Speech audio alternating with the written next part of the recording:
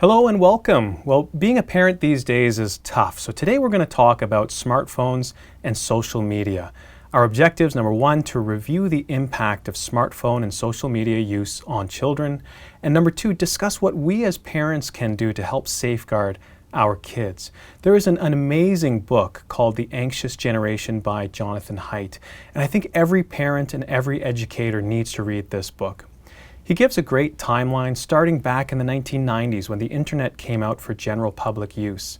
And through the 2000s, we see everything become faster, brighter, cheaper, and moving more private, interestingly. So broadband, high-speed internet allows us to consume multimedia more easily. Wi-Fi comes out, and you're not stuck at your home desktop anymore. You can move around with a laptop. There's increased media consumption with YouTube established in 2005. And then we see video games also going online in 2005 with Xbox 360 and PlayStation 3 in 2006.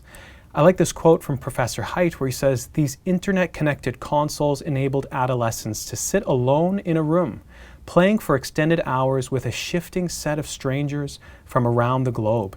And that prior to this, when kids played multimedia video games, the other players were their friends, siblings, sitting next to them and sharing excitement, jokes, and food.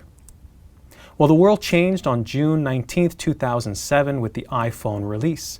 And again, before the iPhone, there was a limit to the amount of screen time a child could have. You couldn't take your home computer everywhere, so there was still time for play and face-to-face conversation. As adolescents got their own laptops, cell phones, and internet-connected gaming consoles, everyone was increasingly free to retreat to private spaces and do as they pleased. There were about 500 apps in the App Store in July 2008, but with the opening of smartphones to third-party apps, this led to fierce competition between companies to create the most engaging mobile apps. The winners of this race were often those that adopted free-to-use advertising-based business models because few customers, including myself, would pay $2.99 per app if a competitor would give one away for free. Then in 2009, Facebook introduced the like button and Twitter introduced the retweet button to increase engagement. There's only a certain amount of content that most users would produce, but this would drive engagement significantly up. Both of these innovations were widely copied by other platforms, making viral content dissemination possible. And these innovations, quantifying the success of every post, incentivized users to create each post for maximum spread, which sometimes meant making more extreme statements or expressing more anger and disgust. Again, this was a profit-driven decision by these companies. And at the same time, Facebook began using algorithmically created news feeds, which motivated other platforms to join the race and curate content that would most successfully hook users. And they were using the same principles from behavioral psychology that would make slot machines successful, of trigger, action, variable reward, investment. Trigger, action, variable reward, investment. So we go from seeing about 500 apps in the App Store to about 1 million by 2013. Professor Haidt says that by the early 2010s, our phones had transformed from these Swiss Army knives, which we pulled out when we needed a tool, to platforms upon which companies competed to see who could hold on to eyeballs the longest. So we entered this attention economy. I love this quote from Oliver Burkeman. He says, "My newborn son would do something cute, and I would catch myself thinking about how I would describe it in the tweet, as if my unpaid role as a content producer for Twitter was more important than the experience itself." And we know that the average Facebook user in North America generates about $55 per quarter for the company. So Oliver Burkeman says, "You are not the customer, you are the product being sold." And Professor Haidt says, the people with the least willpower and the greatest vulnerability to manipulation were, of course, children and adolescents whose frontal cortices were still highly underdeveloped. But first, let me take a selfie.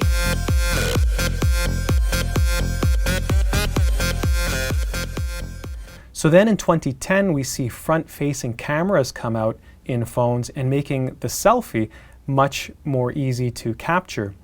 And now you have, when kids should be just growing up, they're now tasked with curating a brand essentially. This while under the pressure of constant scrutiny and social comparison and being bombarded by a manufactured version of everyone posting, living their best life. So it's no wonder that we saw major depressive episodes increasing, anxiety, addiction, body image issues, suicide, etc. Professor Haidt asks, what is the right age of internet adulthood?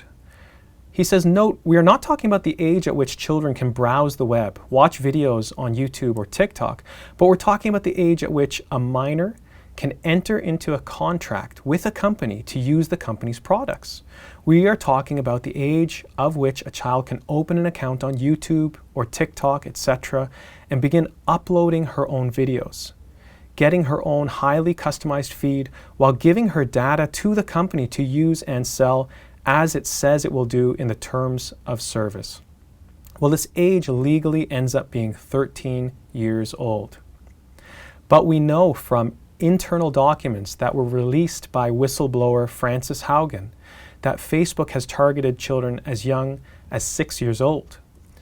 Getting children onto these products early means you can secure the next generation. Because if you don't have young users, you don't have the future. A quote from Frances Haugen. And this is why Facebook is for old people, because they didn't capture that consumer base. Frances Haugen says, because it's an advertising-supported business model, there's an economic incentive for the apps and companies to get us to view more and more and more content. This is her amazing book, The Power of One, where she talks about her journey to release all of these internal documents as a whistleblower. And in response, Meta, the parent company for Facebook, was sued by 42 attorney generals in the US.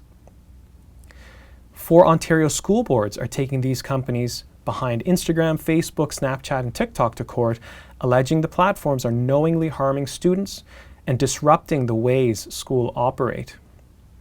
And amazingly, there was a US Surgeon General's advisory in 2023 published on social media and youth mental health. A reminder that a Surgeon General's advisory is a public statement that calls the American people's attention to an urgent public health issue and provides recommendations for how it should be addressed. Advisories are reserved for significant public health challenges that require the nation's immediate awareness and action. And I heard Frances Haugen in a podcast saying there's only been about 15 Surgeon General's reports since the 1960s. Things like cigarettes cause cancer, seatbelts save lives. So this report says social media use by youth is nearly universal. Up to 95% of youth ages 13 to 17 report using a social media platform, with more than a third saying they use social media almost constantly. And although age 13 is commonly the required minimum age used by social media platforms in the US, nearly 40% of children ages 8 to 12 use social media.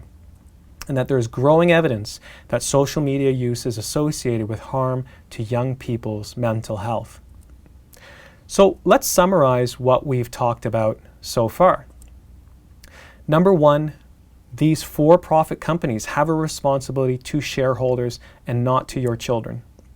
In an advertising-based business model, more clicks equals more profit, and therefore addictive tactics are employed to increase user engagement.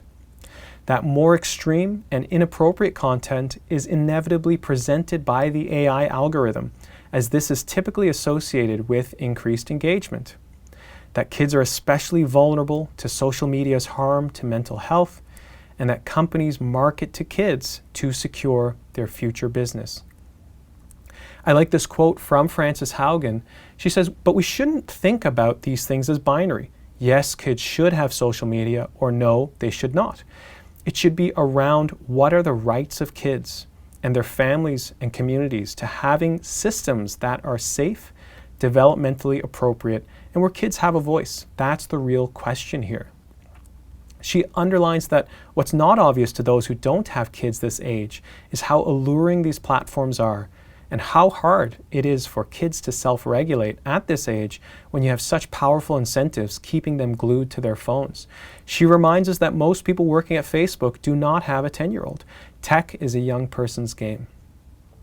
Professor Haidt talks about how a play-based childhood has now effectively been replaced with a phone-based childhood, and that there are 4 foundational harms of this phone-based childhood: social deprivation, sleep deprivation, attention fragmentation, and addiction. So you as a parent say, well, I'm going to institute a no smartphone and social media policy for my child. And of course, this is the battle that you will be facing. If all other kids are online, you are going to create social isolation. And you are fighting these giant corporations employing addictive tactics. This is an actual quote from internal documents released by Frances Haugen from Facebook. "It makes me unhappy, but I can't stop using it. If I leave, I'll be ostracized." How sad. So here's a question. If other kids are running about the virtual world, who will your kid play with in the real world? The answer is, he will either wear you down or sneak into the virtual world.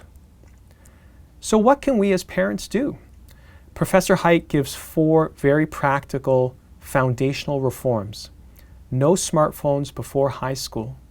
No social media before the age of 16, ideally, and perhaps even 18. Having phone-free schools. Having far more unsupervised play and childhood independence. And so what can we do? Well, we can band together as parents. We can start a conversation with fellow parents and see where that goes. Engage with school administrators to ensure robust curriculum on tech. We can discuss no earlier than goals for smartphones, for social media, etc. We can draft contracts and involve our kids to sign for smartphone use, social media use, etc. We can help organize educational lectures for parents from experts. For example, educating parents on tech and kids, about parental controls, about screen time recommendations, etc. Maybe artificial intelligence and the future of education.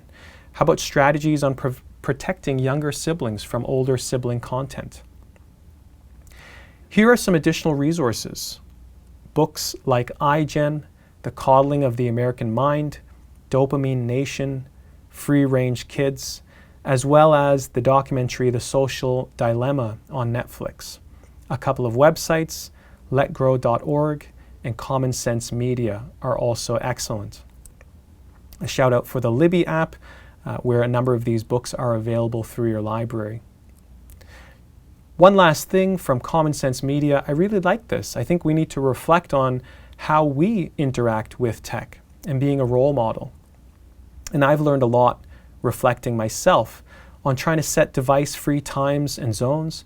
So something like no screens at mealtime, charging your phone in the kitchen rather than in your bedroom, looking for tech-free days, establishing screen time goals for yourself, keeping distractions to a minimum, and watching and playing movies, shows, and games together with your kids.